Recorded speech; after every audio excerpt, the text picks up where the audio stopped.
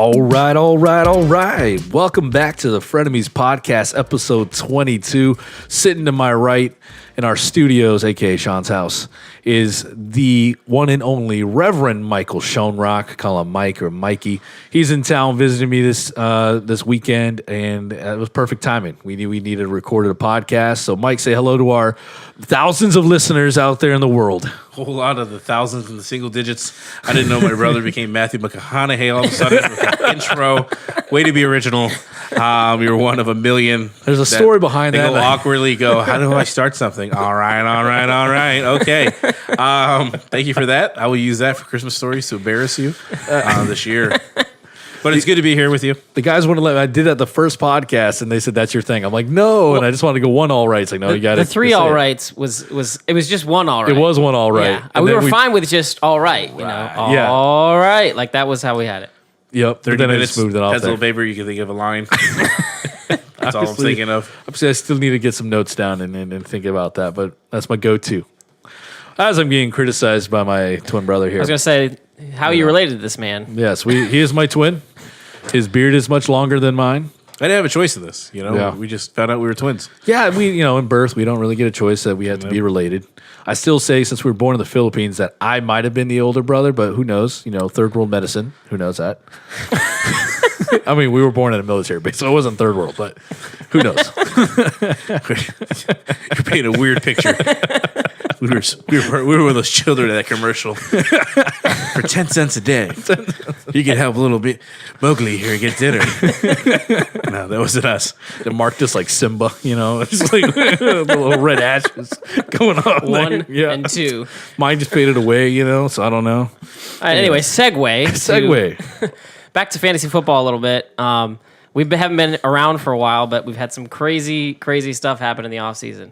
To me, this has been the craziest offseason I can remember. In recent memory, so my thoughts there was trades. We'll talk about some of them as we progress here, but I've never seen so many big names traded.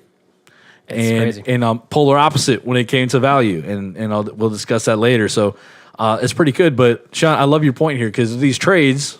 Yeah, to your point, instantly. That's what I thought from this offseason was like, are these GMs playing fantasy football? It's insane. I feel like I'm getting updates like as if I'm in a fantasy football league. The amount of trades and like big free agents. Like we're gonna talk about both of these separately, but the fact that you could argue the two best wide receivers in the NFL were traded within a week. And on top of that week, we had possibly the best running back in the NFL sign with a new team in free agency. Like you could argue that those are the top in their positions, and they all went to new teams. It's insane. You don't usually find top tier talent moving around. Usually those teams that have them do everything in their power to keep them. But we see a whole different NFL right now where it comes to moving of money. Some of these guys go straight to social media to force their ways out, forcing the hand. So I think it's a new era of the NFL where we almost see them become an NBA-like of how some of the drama can feed that way. So we can just move on to that. The AB trade. He's basically. It looks like he's trying to be LeBron of the NFL. Mm-hmm. And he worked his way out. So what are the details there? Yeah. So we'll go down to this one with the AB and Odell Beckham trade. So Antonio Brown was traded for a third and a fifth straight up from Oakland, and I was like hosed, like almost literally a year from the day of this trade with Antonio Brown, they traded Martavis Bryant to Oakland for a third round pick, right? Yeah. Well, the one to me that I would point to is, everybody thought Oakland was, being ruined by John Gruden, and it just seemed like they, got rid of Khalil Mack. Yeah. But you got to give them credit. They traded Amari Cooper. Yeah. Basically, for a first round pick. I was gonna say basically for AB. Right. And then on top of that, they got a first round pick because they gave up a third and a fifth. In hindsight, that may mean nothing. Those picks can easily just fade away in a few years. Yeah. So, and from the Pittsburgh side, it's like, was nobody giving them anything that they could use at that time? And all the draft capital of them getting rid of for Oakland getting rid of Khalil Mack and Amari Cooper, and it seems like they were just giving away things. They didn't give away any of those assets, honestly, to get one of the best receivers. You thought for sure with the fact that they have 3 first-round picks, they'd have to give one of those up. An instant, improvement at the wide receiver spot over Amari Cooper, even if they kept him. What it did for me, honestly, was I was angry. as a Miami Dolphins fan, as a fan of any other team. What are you doing, GMs? Like, Yeah. he could have been had Can we give a first round pick? I'll it's give like just a second round pick. Here, we'll throw a second and a fourth at you. I mean, it's just crazy to me. How would GM's not on the phone enough to realize that this is what he could have been had for? yeah, Like, I think Gruden probably talked him into. If you watch The Office, you remember the things that like Dwight Schrute would say, "Yeah, 1, 5, 4, 3, 2, 1, do it." Like when he gets Andy to sell his car or is trying to convince Michael to give him something, it's like Gruden saying that to like the GMs over there. Do it. You will do it now. Do it now. Do it now. And just like force the guy, shake my hand, shake my hand, shake my hand. And then boom, I got somebody who could be a Hall of Famer pretty soon, if his career goes in the same trajectory, for nothing. Yeah. And so we used to laugh at Gruden. Now we're saying, oh, wow, we can see the madness working. But let's move on to the second trade. Because the first one, the Antonio Brown thing, that was just odd. But this one, the Odell Beckham Jr., their GM at the Combine said, we don't sign him to that kind of a contract to trade him. Good old Gettleman. A week or so later, Gettleman has to go back on those words, but said it wasn't his intent. But at least they got some more pieces out of him from Cleveland. I mean, Cleveland rocks now. Like they've moved up in Super Bowl odds, trading first and a third round pick, Jabril Peppers, starting safety, serviceable guy because they got rid of Landon Collins there in New York. Then offensive lineman Kevin Zeitler, if I said his last name right. And we all know that the Giants' offensive line is still a rebuild. So they actually got quite a bit for Odell. And if I'm Pittsburgh, sitting over there like, what? They got all that for their top receiver, and we got 2 unknown picks. Yeah, but, AB is kind of a problem on the field and off the field, right? Oh, wait a second. That's kind of Odell Beckham, all isn't right, it? yeah. That's what was crazy to me. Doesn't throw trash cans and like fight with the kicking net on the sideline, right? No. Honestly, he's disrupted the team possibly more than... Yeah, so they're like 2 AB. knuckleheads, which, there've always been knucklehead receivers in the NFL, but we don't have the social media back then to see it all the time. Now we see it all the time.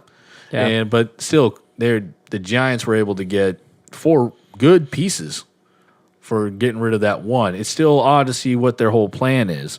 But yeah, so if I look at the trade here, New York came out better from what they received than what Pittsburgh received from Oakland. And absolutely, the teams getting Odell and Antonio Brown, they obviously improved talent-wise. Locker room-wise, pray for you. But talent-wise on the field, it was worth everything they gave up. But from the Giants side and the Pittsburgh side, totally polar opposites. So pull it back to fantasy here. What does this mean for OBJ and AB?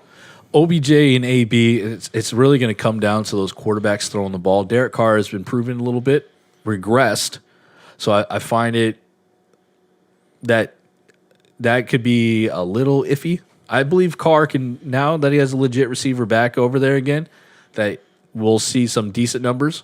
Ben Roethlisberger was amazing in Antonio Brown's career. As much as they hate each other, Antonio did a ton because they read each other on the scramble side for when he ever broke the routes, and just was great when it came to playing the game. Yeah. Now, leadership, off the field stuff, that's whatever. So let's see what Derek Carr can do from there. But I really like Odell going back. Everyone forgets he's going with his Jarvis. Yeah, Jarvis Landry, LSU teammate and friend. So they're both going to feed off of each other. I think Baker Mayfield, from a fantasy perspective, can maybe get a Mahomes-esque season next year. He doesn't have the offensive genius because we don't know Freddie Kitchens that well, but we know what the genius is in Kansas City that gave it here. But now this guy has got offensive weapons like crazy. What do you do when it comes in? They're 2 different type of receivers, but this allows Landry to really live off of those short and medium routes that he makes all of his living because he's a catch machine, because Odell will stretch it. And Baker will give him a deep ball. Baker's a very good thrower. He doesn't have to be perfect with his feet to throw a perfect platform type throw. He can make all of his throws. He's just he's like a baller like Favre, where he can be running, turn his hips, and throw kind of like Mahomes is.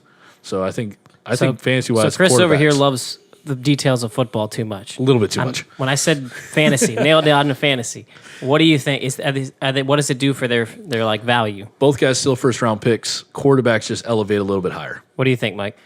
I think Brown's numbers overall will take a hit. Remember, how many 50 pass attempt games did Ben Roethlisberger have over the last couple of years? No way John Gruden wants to see that out of a Carr. I wouldn't be surprised if a late first round pick they have goes for a running back and they try to play more play action.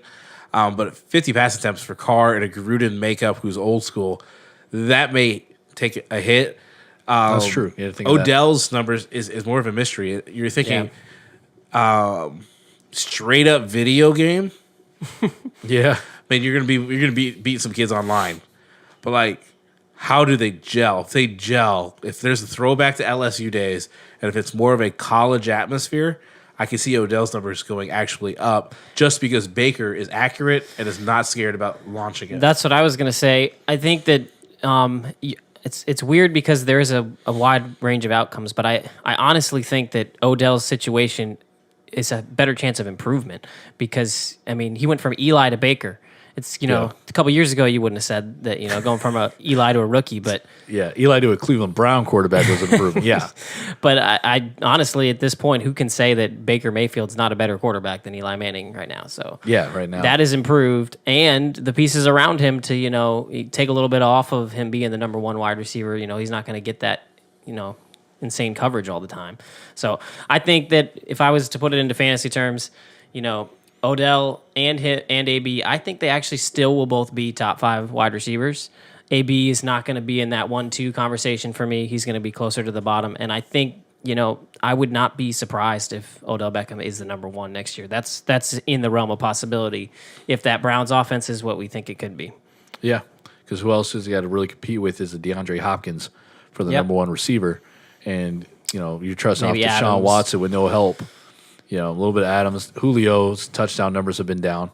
So if Odell, people with the projections, I think he might, even if we realistically think he'll be a 2 or 3 receiver at the end of the year, people are going to probably push him up toward 1 just because of That's crazy. the sparkly. It's like you the go to new the little Browns toy. and you're now all of a sudden The top receiver just because, like Mike said, it looks like a video game over Yeah. there. So people are going to project really high on him. Guys, their backup running back is Kareem Hunt.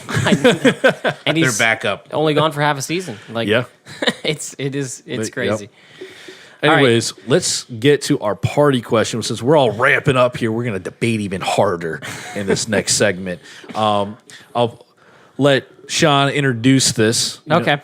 So, we're going to do, it's March Madness right now. I don't know when you're listening to this, but it's March Madness right now. And Best everybody time of loves the to year. do brackets. And so we're going to do this a little different way to come up with a bracket. We're going to have Marvel movies be in a bracket of 8. So we'll have it, go through the different rounds. We'll put it up on our social media. It'll be up on Twitter and on Facebook. You guys can vote for each round, and then we'll, post it back up again through the rounds. And the way we're going to actually pick the first 8 or the 8 seeds is we'll start with our guest here, Mikey. with Mike, Reverend Mikey. and we're going to just do this draft style. So unfortunately, I'm going to miss out on my last pick because there's only 8 and there's 3 of us. But we'll just go through it draft style. He'll pick, the number 1 seed, and then we'll go to Chris, and then we'll go to me, and we'll just see if we can come up with this 8. I'm sure you're going to have lots of arguments with Lots of arguments what we over have here. in our seating. But, that's what else would it be if that wouldn't be like March Madness if we weren't arguing about it. So That's so true. So Mike. So I think, going overall, number 1 would have to be the original The Avengers 2012. I mean, it was what everybody was building up to. It's been the springboard everybody's come from. You can't disregard number 1 being The Avengers. I think people forget about it because it's 2012. But, I mean, this is the one we were all excited for going into the theaters for years. this is Loki. Is that right? Yeah, this is Loki coming down with his crew of bad guys from space. This is the Tesseract. We had the Hulk pounding out like a whole lot gosh. of people. Oh, You had yes. the team getting together. You just won me there. That's the I first. mean, it was like, wow. Because I think it set the bar for everything after that. But it was what we were excited about since that first Iron Man movie was building up to this one. So I think that has to be the number 1 seed. Absolutely. All right, so I'm going to go with my 1 snub. I have my favorite movies, but I had to instantly think about the rankings. But I have to go with the original 2008 Iron Man. He stole All right, it. stole it from it. Sean. And he knew I was going to take it, but you have to give respects because that was the best movie to kick everything off. That got everyone hooked onto because it was rumors that they were starting this universe thing. And Iron Man got everyone hooked and believing that they could. And the way that they wrote it out, unlike our friends over at DC where they try to jam everything in a 1 hour, 2 hour movie, they put it together, and they kept like they do every single movie, keep making us want more and more and more. Well, and to me, it was Robert Downey, man. He's He just killed that the role. best actor to choose it, because they could throw a dud like a Green Lantern, like where they got just everything wrong, but it was perfect script, perfect acting, the struggle part of it to where it is launching off to the end scene where he was gonna read a note card. And if you know your comics, he's always been out in public, knew of him. But to the casual fan to say, having like what happened here, he just drops and says, "I'm Iron Man," and then boom, like that's just like an awesome setting to jump out that way. So that's who I would rank number 2. Sean, who's your I'm going to 3? go on tilt now. I just don't have any idea who to draft now. That was my pick. He had him in my queue, and I was all ready for Iron Man. But all right, so I'm going to throw a curveball here then, which I think Chris might agree with and might have been on his list. Guardians of the Galaxy. Yeah. Those are one of my favorites. Whoa. I love those movies, man. That's who I was looking at, but I was give so respect. surprised by how much I liked that movie. Like when it first, when I didn't watch much of the previews of it. I mean, I just thought it was so weird. It might have helped. The theater I went to had like this amazing sound system, and like Which theater did you go to? so here what's it called? The Commodore, or right over in Portsmouth. Oh, it's way over they there, have the THX sound certified, like this amazing sound system. Anyways, that's not why it was a great movie. No. But it was just, it caught me by surprise because it was so well done. It had a good story, but it was just so funny. Yes. Like, that's when to me, I mean, Deadpool's kind of in a different category, but Not part of the but saga. that kind of comedy brought into it. Marvel's always had the comedy in it, but this one did a really good job of kind of balancing them, where it was just perfect balance. He felt for everything and went on there. And I Hilarious little stuff. I love Chris Pratt, so Yes, we can. Side note here. Pause I'm here. going to get in. I am Chris, and I am one of those believers where it comes to like, how do I rank my Chris's in the Marvel universe? There's 3 of them. Is it Hemsworth, Pratt, all right, or Evans? I don't know. Sometimes it goes back and forth there. I can take forever. What are we on going this on? We going on rankings. looks? We going on? I got to go on everything. Acting, going on. And I'll go back into one of my picks here later, but we'll finish this 8, and then I'll tell you my rankings of the 3 Chris's, All right, okay? all right. So, It's a Mike, teaser. you're picking the 4th seed here. Oh, wait, which one? Okay, so you said The the original. Guardians? The original Guardians. Side note Okay. here, when Chris was going through that, he had a very feminine-looking hand No, I did not. gesture It was going a- back and It was forth a firm to knife Sean. hand. It was a firm knife hand. I really wish we were filming this. He was just like, You are at the lying. end. Now imagine he was coming forward and then he waved it I back. did not do that. With less muscle than probably a 4-year-old. It's hard to It was defend yourself kinda on audio. And then he here. comes back and he goes, "I'll talk about my Chris later." Kind of with the pinky, like curled up. I did not pointed do that. Towards the side. Just let you know. All right, That continuing. is so wrong. All right, so you went with Number 4, Mike. Yeah. Guardians of the You Galaxy. didn't sound like you agreed with this. No. Wow. I mean, I truly enjoyed it. Like, it caught me off guard by how good it was because there was zero expectations. And most people, unless you're a comic book nerd, you didn't even really know about this movie. Yeah. Right. Like, you don't know what's going to happen. It was carried so well by Chris Pratt. Yeah. All right. So I know where you're going, Mikey. That's a good one. I know where you're going. For me, for number 4, it's got to be Captain America: Winter Soldier. That was my other one. Dude, Captain America takes on pretty much Shield, and he kicks butt, and then he's taking on Hydra at the same time he's taking on Shield. Like, this thing was ridiculous. You have the storyline between him and his buddy that he thought he lost in World War II. Him and Black Widow have the kiss scene coming down the escalator. It was like, oh, is that an item? And then you come back later, it's like Bruce Banner, and you're like, this woman can't make up her mind. I mean, totally there was forgot about so that. much. See, you got to do your homework, Chris. I know. I feel so unprepared for this. So, like, I couldn't believe there's so much in that movie, but it was like the most action I feel like we had. Plus, it like everybody was reminded that Captain America is the man. He is team captain of this whole team of the Avengers. But it was ridiculously good. That's why I pick. All right, so pick 5 for me. I'm going to go Captain America: Civil War, because it kicks off Phase 3 and then brings us to our last Avengers movie. I was gonna say that to where seemed everything like was an broken Avengers away. movie. Why didn't they just make? I don't know why they call it. They just call Everyone was it because it comes off the comic book series of Civil War, like things that kind of happened, but they kind of just kind of put everything instantly there. You're only missing the Hulk, right? Like, was that Yeah. the only guy? Like, Hulk Yeah. and Thor were the only guys missing? Yeah, but it's just like how it kind of set the mood of where things are going, because then it's a recent Avengers movie where guys were in different places. We didn't know where Captain America went and the way he chose between and like the turmoil there, how the initiative of having them all their identities out, and how would that be, or be underneath government control, world government control, because of the damage they do. You ever thought of that when you're watching cartoons, right? When like, let's go to DC, when Superman was kicking butt, but he was taking down buildings. Like, who repaired that stuff? Did he come back and build the whole thing? And how did people not die when a car was being flipped, or a building fell, or a big man comes in and makes a crater in the road? So that's a cool part about this universe, that it brings in that human element. And then the Civil War kind of brought that as well, between, hey, no, they don't understand the good we're doing from Captain America, to where Iron Man's like, dude, we have to do this. We got to do this. Feeling with the destruction side that they just went off of. So that was 5. 6. Okay, this is 6. I was choosing between 2 and thinking what's going to come back around to me, but I don't get another pick, so I got to make this the one that I want. I guess we'll just stick with my curveballs a little bit, but Doctor Strange. I love Benedict. Mike over here is getting his mind blown. Like, what? How do you... Benedict Cumberbatch to me is one of the best actors, just period. And I just love his depiction of this Doctor Strange character. The visual effects, I'm really mad I didn't get to actually see it in theaters. It's one of them that I just didn't, I don't know, I didn't even know about him. It's kind of like the Guardians of the Galaxy thing. Nobody really knows who Doctor Strange is. But I just really much enjoyed, how visually, they did a really good job with this one. Right. I also really like, they kind of kept a little bit of, I watched Sherlock, and he kind of kept a little bit of that character somewhat. Oh, yeah, I love him as Sherlock. So I think they kind of kept that in there. I think even in one of the Avengers, they make reference to like Baker Street and everything. So they kind of put those fun little Easter eggs in there for us. But yeah, Doctor Strange, I'm going to put that in there.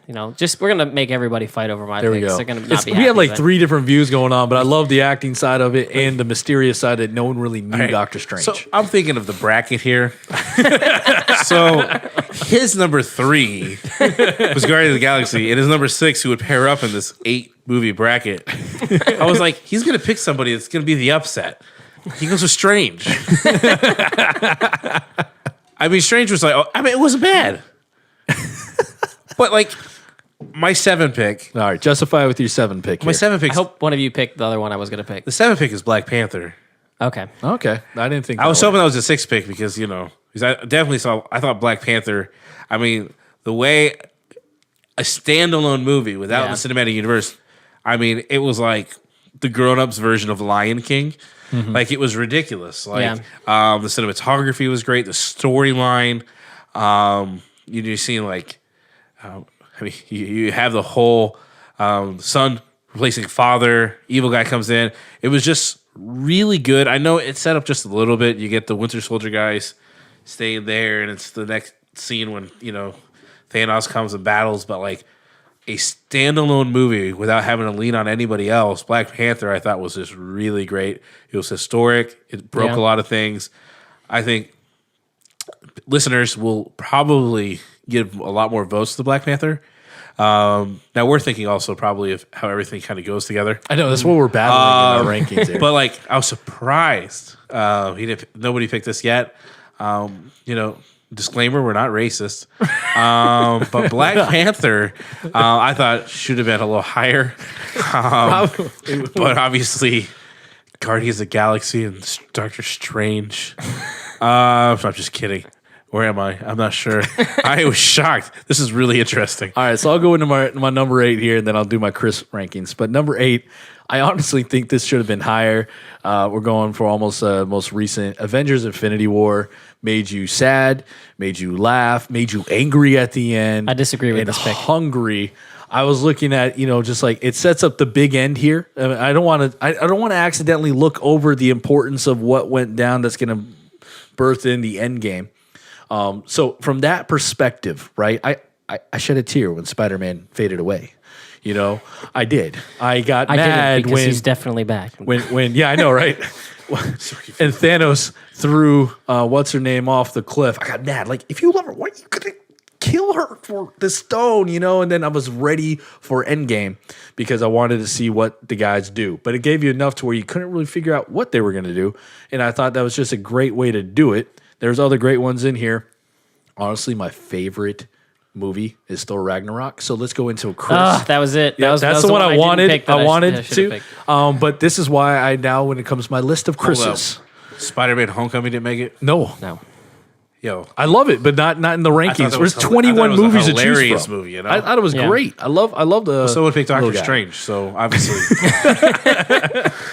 But okay, because of my rankings of Chris's, I got to go obviously with Hemsworth. I mean, he's exotically foreign, with his accent. But then I love his comedy and Thor Ragnarok, and then a little bit of Infinity War. When he met up with the Guardians of the Galaxy.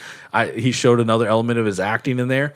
And I love Chris Pratt because of the Guardians of the Galaxy, and then I go with Chris Evans. Got to give him the. He's like the Boy Scout in everything in The this noble movie. man. Coming those three, you can't go wrong with those three at all. And there's not much gap in between. But if it comes to my rankings of the best Chris's in the Marvel Cinematic Universe, it goes from Hemsworth as an obvious. Pratt is probably an upset over Evans just because I love his comedic side, and then Evans, I had to give him respect. So that's my quick ranking there. Now, see, I would go with Hemsworth just because when the first Thor, his shirt was off, I was like, whoa, dude. Like, it was in the early theaters, Mike, see you in the yelling this. MCU, and you're just going, oh my goodness. And then number two was, I would have to go Pratt because, he comes out shirtless, and you're like, what happened to Dwyer off of Parks and Rec? Like, what in the world? Like, that's CGI. It could not be like that. And then Evans, you're third, but that's how it should be ranked. Yeah, that's how I'm going with. Yeah, honestly, I'm going to agree with you on all those. But just because Hemsworth has got, the perfect balance. If we're talking about their actual acting, it sucks because Chris Evans, I think, is just left with kind of more of a boring character. I mean, Captain America's really cool when he's fighting, but as far as he doesn't really get any lines, He has to hold the Boy Scout. Yeah, he's got to be the noble one. But Yeah, he does. anyways, let's move back to fantasy. Let's go back to football. fantasy. That I was think we might enjoy that more. But that was aggressive. Mike was shaking his head furiously at everything Sean said. Well, you ended it bad with, we go with, see, I can't remember. I mean, eight. Infinity War cannot be at least in the top 8, man. It sets up everything we're about to go But to. you really knew Infinity War was going to end bad. We did. Like, you knew it was going to happen. I don't know. I love Thor Ragnarok. It's like my favorite of all the Marvels. But it took forever. Like, where in the world's Thor? And we love come Thor. on, man. And we just listed Hemsworth as like our favorite Chris, and we hardly give him any True. love. Talk about the Chris's, talking back and forth. That is one of the best scenes. Yes, that was. Yeah. All right, let's go about back to fantasy. Our 5 most impactful free agent moves in the world of fantasy. Refocus. So we're starting the free agent world. As you know, the first phase is where almost all the big names go. Sean, you put this list together. You go down these. Mike and I will throw in our 2 cents off of, but here you go. Yeah, so I'm not going to say the most impactful, but these are just 5 I think that actually are they're impactful. not of any rank. Nobody hold me to the order of this. But you can hold me to this order. Number 1 is Le'Veon Bell. There's no question that in the free agent landscape that is the biggest move that has happened. I want him to go to Indianapolis so bad. But Not to toot my own horn too much, but I did pick the Jets as where he would did. land, and I believe the other team that was in the running till the end was the Bucks, and that was the one that I wanted him to go to because I'm a Dolphins fan and did not want him in the same division as me. Right. So as far as fantasy goes, it's kind of a tough one when you look at it, just because of the way Adam Gase has treated his running backs. And obviously, he's not going to do a committee with Le'Veon Bell. No, he can't. He does like the idea that he can, do everything on the field. He's definitely going to get the workload. I'm just a little afraid of how good this offense can be besides Le'Veon Bell. He's taken a year off. We don't know, what obviously he's been working out. He's going to be still just as talented. As far as what his fantasy rank is, I think that you're looking more like back end running back 2 or running back 1, so like maybe like 7 or 8. Because he doesn't get the blessing of Pittsburgh of having weapons around him to where in the passing game he becomes that much more relevant. Yeah. The Jets. Yeah, who's I the don't wide trust any of receiver? their wideouts. Exactly.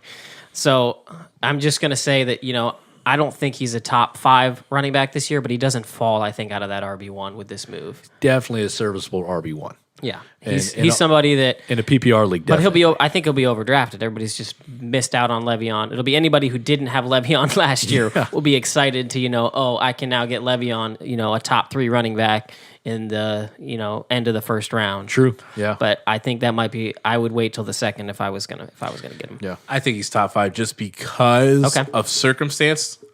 It's The shallow. amount of times he will touch the ball. It's shallow running back pool. He's going to have a bad year in New York to end up where I think you predict he's going to be. I think he may end up there because there are no receivers to take pressure off. People are going to put an extra man in the box. They're going to be a spy on him, so he's not going to have as much freedom just slipping out. It is a jaded Miami Dolphins Gase. Yeah. That's so- yeah. I think he'll still score. I think he'll be what you predicted, but I think he's going to get drafted as a top 5 just Okay. because it's shallow. Yeah, and I would agree with everybody, that. Shallow pool, and everybody's still going to have. Oh, this is Le'Veon Bell. That's it. It's Le'Veon Bell. Yeah. Well, and the Jets also made a trade there for Osemele from the Raiders to try to help shore up that run game and give them a guard that can help Yeah. out on that side. So they're trying to piece it around correctly. Who do you have at number 2 All right, so another one we got or is second one? We're not ranking. another running back here, Mark Ingram going to the Ravens. Now this could be kind of a messy situation. They also may draft somebody we don't know, but just for everybody who doesn't know, Alex Collins is gone. Yeah. Gus Edwards, he's still there. Did he get arrested recently?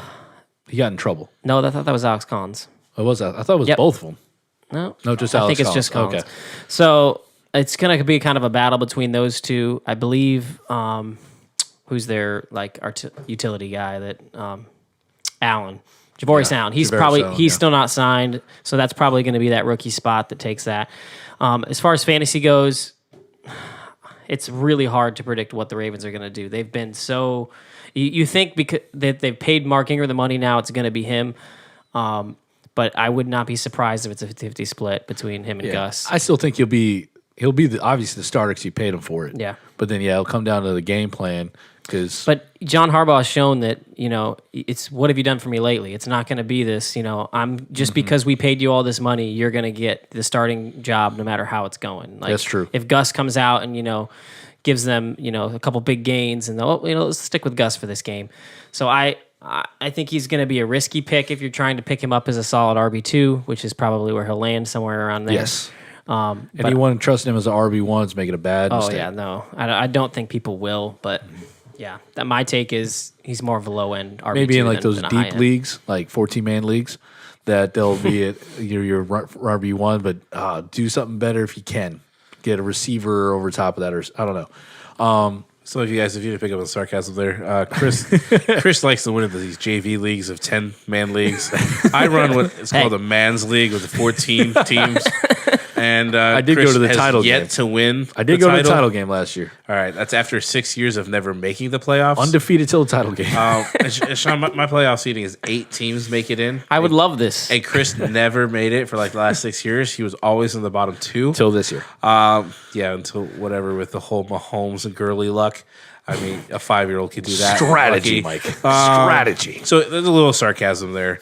Now, I think Mark Ingram, if you're hurting at running back with your draft picks, he's your RB2. Yeah. You would love to have him as a flex option. Yeah, exactly. That's where I see him. Because you're starting to think he's got older legs, Gus has younger legs, where maybe more toward the goal line. Ingram still has it. Touchdown Smarter, vulture get right it. there, yeah. Gus Edwards, you could ride him between the 20s. And of course, I don't know if Kenneth Dixon's still around. Buck Allen. Yeah, we forgot about Kenneth Dixon. And so, but they're all about running it. So it'll be very interesting to see how much they ride those running backs. Because if they're running the ball like 80% of the time, maybe Ingram is worth it. Yeah. So, but if he's their go-to red zone guy, I see RB2. Yeah. But, if you could steal him as your flex, I think your fantasy team is set up for some really good returns on that pick. Yeah, I Absolutely. like that. All right, so for my next one, Yep. let's get off the running back for a little This bit. is a sneaky good one. People don't think of. Yeah, I like what you this got kind of there. went past me. I remember seeing it real quick, but I didn't think much of it. But Tyrell Williams is now on the Raiders as a wide receiver 2 to Antonio Brown. And if you've looked at the wide receiver twos for Antonio Brown throughout the years, that's been a pretty good position. It's going to be hard to know whether that's more Pittsburgh or the fact that he's drawing all that coverage. But to me, he's one of those people at the, when you're getting down to like the close to the double-digit rounds and you're looking for your flex or wide receiver 3 guy, he's got some upside to where he could bump into that wide receiver 2 territory. It just depends on what Derek Carr we see this season. It was bad last year, but he also didn't have a lot to work with. So it's kind of a mystery, but he's probably somebody I'm going to put on like a flyer list that I'm going to be like, this guy's got upside. I'll take a chance on him. It's really going to depend where he ends up. I don't know if I really have a pulse on where people are going to end up drafting this guy. I call him like a woke sleeper. Doesn't make any sense. He's a sleeper, but if you know your fantasy, what's waking up to Chris's his name. definition of woke? Woke sleeper, like someone that, like you said, double-digit rounds, but you know that he could actually be good. Not someone where everyone's going to be like, oh, you picked him. Everyone's like, dang it, I was thinking the same thing. You ever get that when you're on a draft board? Like, I call that a woke sleeper. I'm terming that now. You're too old to say woke. I'm not. I'm not even listening to anything else you say. You're too woke. Ladies and gentlemen, this man is too old to say woke. Whatever he just said after that, you just put it in the garbage. Oh, man. All right. I like your 4th spot. I got to get away from Mike trashing me here. So this is we talked about interesting. Mark Ingram before, but we got a guy replacing him in Latavius Murray. So he's moved on to the Saints, and he's going to kind of fill that kind of reliever role for Alvin Kamara.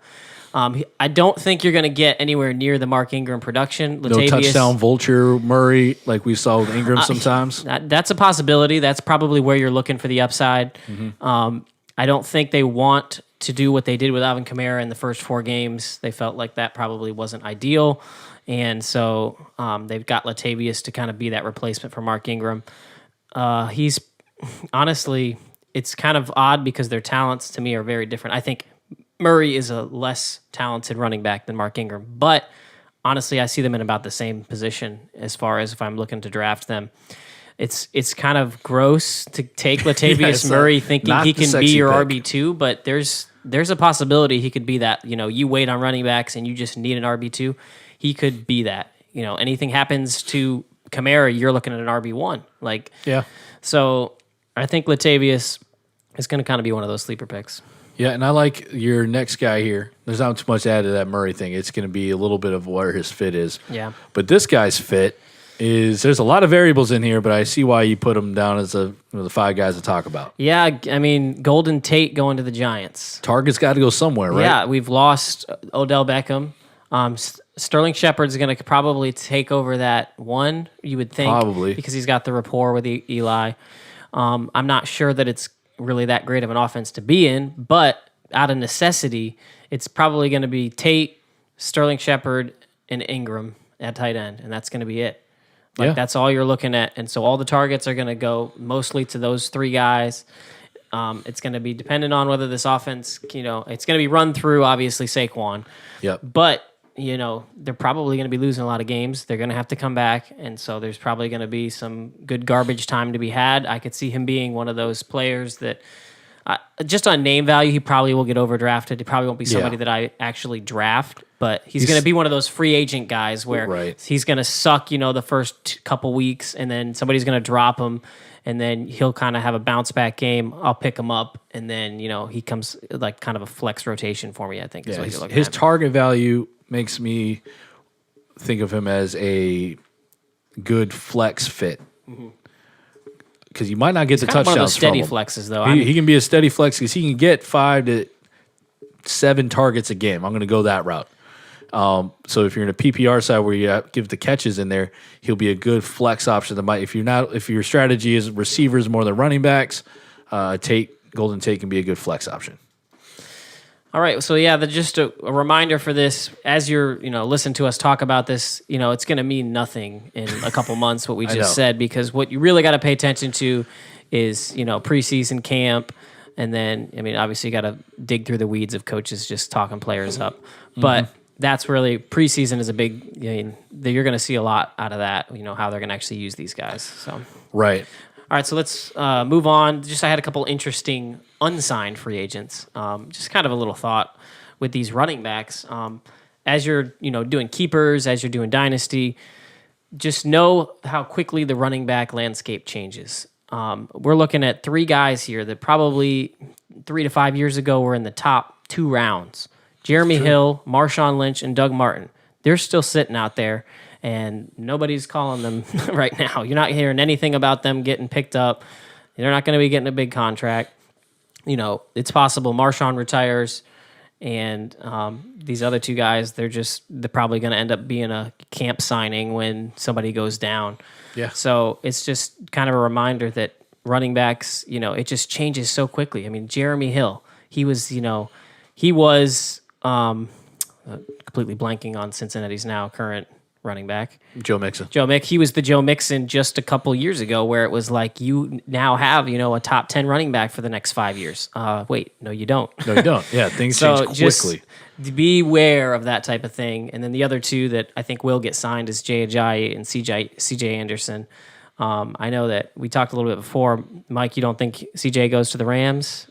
Not with Malcolm Brown being his contract matched. Plus, CJ, I mean, he was out of shape, overweight, blessed with a great old line. I think teams are probably going to just say circumstance made him have a comeback. I think they're going to wait till camp, injury, bring him in, run him through the rigor, see if he's in shape. I think that's what's going to happen to More CJ. of what happened last year to him. Yeah. And then Ajayi was the other one. And Chris, you said it sounds like the Eagles are just trying to get the contract figured out. Get the contract figured. I think so. I haven't really heard too much there. And then people are going to stay away just with the injury. So to me, his best bet is to restructure something with the Eagles. Yeah. Be there with familiarity. They know what they got, and let him prove himself, even if it's on a 1-2 year deal. Just annoy David on his fantasy team every week. Yeah, I bench him. No, he does good. I start him. No, they didn't even run the ball that game. Yeah. So. All right, well, let's move on to Chris here. So yeah. I've been talking a lot, and I know I'm kind of more interested in all the free agency type of moves and a little bit of the trades. Chris is our big combine guy. He just digs as you into guys the combine. can tell, I go too far in depth. It goes past fantasy. So try to keep I try to keep this right under, here. an hour, please. So my 3 takeaways from the combine. I'm gonna make this quick here. First one: not many fantasy studs in this draft coming out. Last year we saw a lot of rookie running backs that we really enjoyed, and people were waiting like on Saquon. We don't really see that right now, and we're not that far. What, a month out or so from the draft, because they keep backing it up in April. But there's not that exciting names. If we want to look at wide receiver as a group that I think they're sneaky good, A.J. Brown from Ole Miss is one of my favorites. Everyone's talking about DK Metcalf because he just looks ridiculous with 0.01% body fat in his 40 time. But you look at the 3-cone drill, our boy Jake Seeley, shout out to Jake Seeley, friend of the podcast. He was just talking about, look at those cone drills more when it comes to receivers, talking about change of direction. Like, all this guy can run is a 9 route and a go, or move him to tight end or something. But how big he is. He's big and fast. Is he just a combine warrior? Who knows? He's coming off of I believe, a neck injury, so where he didn't finish his whole senior season at Ole Miss. But A.J. Brown has a lot of great skills.